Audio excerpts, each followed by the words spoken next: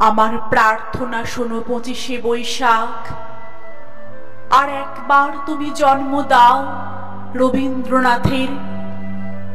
হতাশায় স্তব্ধ বাক্য, ভাষা চাই, আমরা নির্বাক। পাঠাবো মৈত্রীর বাণী, সারা পৃথিবীকে জানি ফের। রবীন্দ্রনাথের কণ্ঠে আমাদের ভাষা যাবে শোনা, ভেঙে যাবে রুদ্ধশ্বাস, নিরুদ্যম সুদীর্ঘ মৌনতা। আমাদের দুঃখ সুখে ব্যক্ত হবে প্রত্যেক রচনা, পীড়নের প্রতিবাদে উচ্চারিত হবে সব কথা। আমি দিব্য চোখে দেখি অনাগত সে রবীন্দ্রনাথ, দস্যুতায় দৃপ্ত কণ্ঠ, বিগত দিনের ধৈর্যের বাঁধন যার ভাঙে দুঃশাসনের আঘাত। যন্ত্রণায় রুদ্ধ বাক, সে যন্ত্রণা সহায়হীনের। বিগত দুর্ভিক্ষে যার উত্তেজিত তিক্ত তীব্র ভাষা, মৃত্যুতে ব্যথিত আর লোভের বিরুদ্ধে খড়দার। ধ্বংসের প্রান্তরে বসে আনে দৃঢ় অনাহত আশা। তার জন্ম অনিবার্য, তাকে ফিরে পাবই আমরা।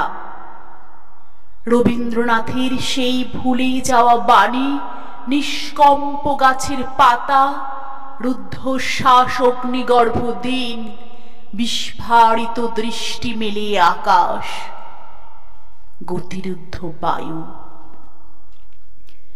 আবিশ্ব জিজ্ঞাসা এক চোখে মুখে ছড়ায় রঙিন সংশয় স্পন্দিত স্বপ্ন। ভীত আশা উচ্চারণহীন, মেলে না উত্তর কোনো। সমস্যায় উত্তেজিত স্নায়ু, ইতিহাস মোড় ফেরে। পদতলে বিধ্বস্ত বার্লিন, পশ্চিম সীমান্তে শান্তি। দীর্ঘ হয় পৃথিবীর আয়ু, দিকে দিকে জয়ধ্বনি, কাঁপে দিন রক্তাক্ত আভায়। রাম রাবণের যুদ্ধে বিক্ষত এ ভারত জটায়ু মৃত প্রায়। যুদ্ধাহত পীড়নে দুর্ভিক্ষে মৌন মুখ। পূর্বাঞ্চল দীপ্ত করে বিশ্বজন সমৃদ্ধ সভায় রবীন্দ্রনাথের বাণী তার দাবি ঘোষণা করুক। এবারে নতুন রূপে দেখা দিক রবীন্দ্র ঠাকুর। বিপ্লবের স্বপ্ন চোখে, কণ্ঠে গণসঙ্গীতের সুর।